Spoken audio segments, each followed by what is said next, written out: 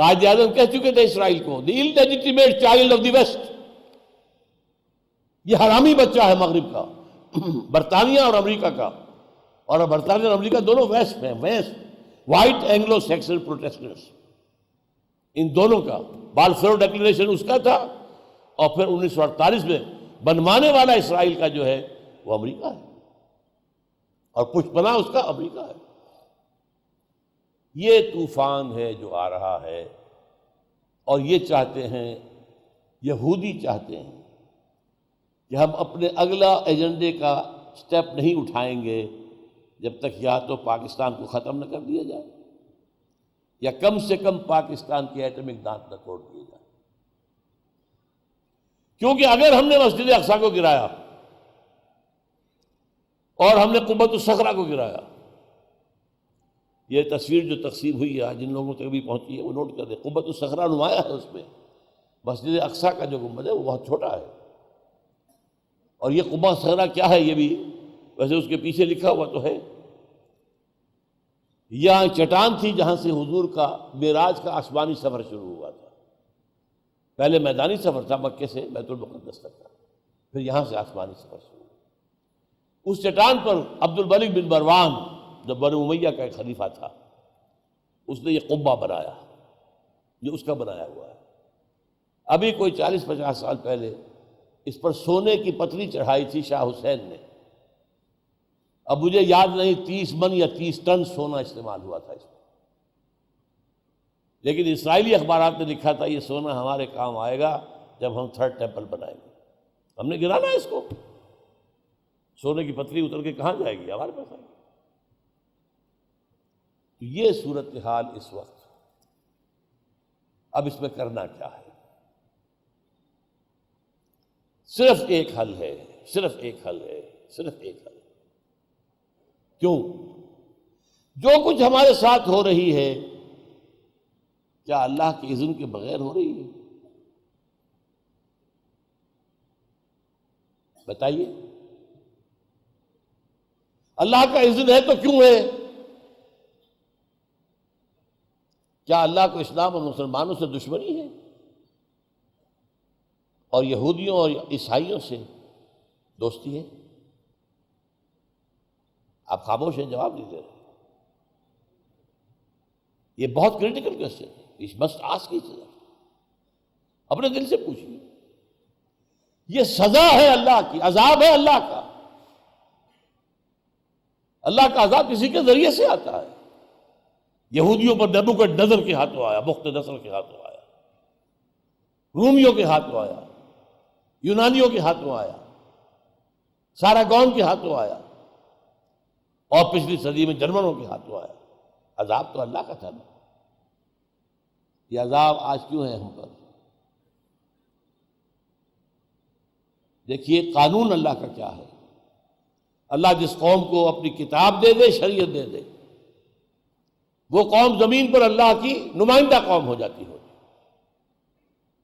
اگر وہ اپنے عمل سے صحیح نمائندگی کرے، صحیح اسلام ریفلیکٹ کرے، صحیح اسلام دنیا کو دکھائے، دنیا کو دعوت دے، come and see with your own eyes this is Islam, تو اللہ کی نعمتوں کی بارش ہوتی رہے گی۔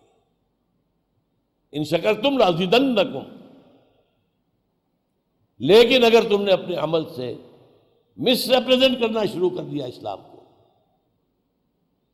کہیں دکھا نہ پائے کہ آؤ دنیا والوں دیکھو یہ ہے اسلام، تو پھر مسلمان کافروں سے بدتر ہیں اللہ کی نگاہ میں۔ میں نے جان بوجھ کر لفظ استعمال کیا ہے۔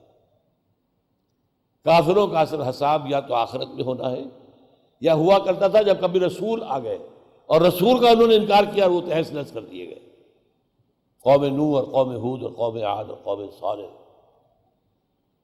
امت مسلمہ کا حساب کتاب مجموعی دنیا میں ہوتا ہے، آخرت میں حساب میرا آپ کا انڈیویجول ہوگا۔ کلہم آتی ہے یوم القیامت فردا، تمہیں میں نے کیا کیا دیا تھا اور تم نے کیا کیا، انڈیویجول بیسس۔ لیکن اجتماعی طور پر امت کی حیثیت سے ہمارا بیہیویئر، اس کی سزا یہاں ملتی ہے۔ آپ کو معلوم ہے قرآن میں 4 دفعہ اللہ نے کہا ہے یہودیوں کے بارے میں 2 مرتبہ تو سورہ بقرہ میں، 6 رکوع کی پہلی آیت، 15 رکوع کی پہلی آیت. یا بنی اسرائیل اذکروا نعمتی التی انعمت علیکم وانی فضلتکم علی العالمین،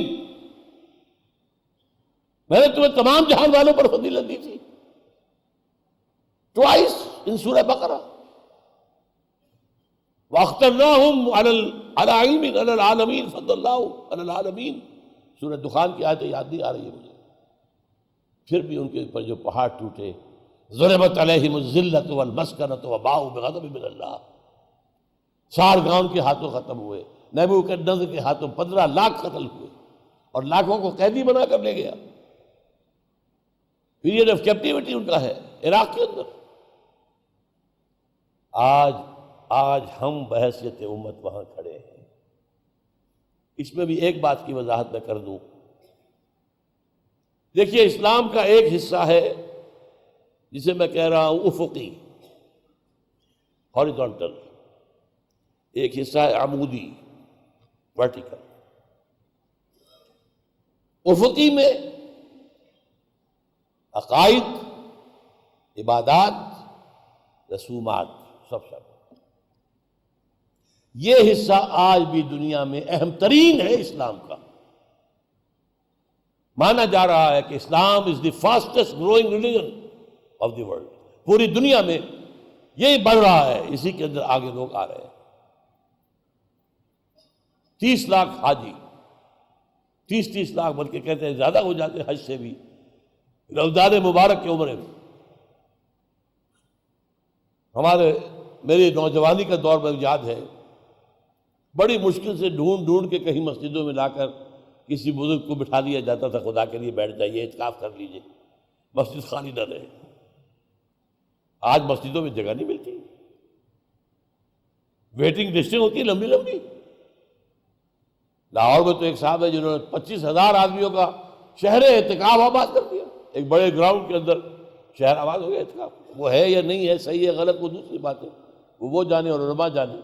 لیکن بہرحال جو وہاں آتے ہیں 10 دن وہاں بیٹھتے ہیں، ٹھہرتے ہیں، آخر کوئی نہ کوئی مذہبی جذبہ ان میں ہے تبھی تو آتے ہیں. مذہب کی کمی نہیں ہے، دین کہاں ہے؟ دین کے اعتبار سے zero. We can't show even 1 square inch of land.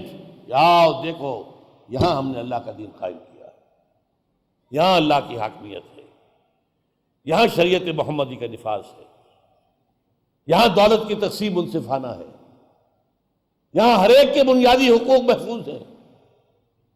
آؤ دیکھو، یہاں کوئی ریپریشن ہے، کوئی ڈسکریمنیشن ہے، کوئی ایکسپلائٹیشن ہے؟ کم اینڈ سی. کر سکتے ہیں کہیں؟ 1 انچ زمین نہیں، not a single inch of land. یہ ہے ہمارا وہ جرم جو کہ اصل میں جیسا کہ میں نے آپ کو بتایا تھا، حضور کی آمد کے بعد اہم ترین معاملہ جو ہے انسان کے لیے وہ اجتماعی نظام کا ہے. انفرادی لیکن تو پہلے بھی کم نہیں تھی. اجتماعی نظام دین حق. شاہ ولی اللہ دہلوی کہتے ہیں رحمۃ اللہ علیہ کہ جس ملک میں تقسیم دولت کا نظام غلط ہو جائے وہ 2 دھاری تلوار کی طرح اس معاشرے کو کاٹتا ہے. ایک طرف دولت کا انبار، ایک طرف فقر، فاقہ، بھوک، اور دونوں گویا کہ تلوار کی کاٹ ہے. جہاں دولت کے انبار ہوں گے عیاشیاں ہوں گی، بدماشیاں ہوں گی، گلچرے ہوں گے، لوگوں پر اپنی دولت کا روب گانٹیں گے. بچی کی شادی ہو رہی ہے، پوری کوٹھی بقع نور بنی ہوئی ہوگی اور سینکڑوں مہمان، ہزاروں مہمان کھانا کھا رہے ہوں گے. یہ سب کچھ ہوگا. اور دوسری طرف کیا ہوگا؟ فقر. اور حضور نے خود فرمایا کاد الفقر ان یکون کفرا. فقر تو کفر تک لے جاتا ہے. اس فقر کی وجہ سے ہمارے ہاں کتنے لوگوں نے خودکشیاں کی ہیں. ایک ماں 3 بچیوں کو لے کر کودتی ہے ریلوے انجن کے سامنے. یہ ملک ہے اسلام کے نام پر دیا گیا. اور دولت کے انبار، یہ ڈیفنس ہاؤسنگ سوسائٹیز، ایک پلاٹ 1-2 کروڑ روپے کا، کوٹیاں 10 کروڑ روپے کی. اور وہاں جوگیاں بھی ہیں کہ جن کے پاس بارش اگر آ گئی ہے تو اس سے بچنے کا کوئی راستہ ہی نہیں. اس معاملے کے اندر میں ایک اور تلخ بات کہہ رہا ہوں آپ سے،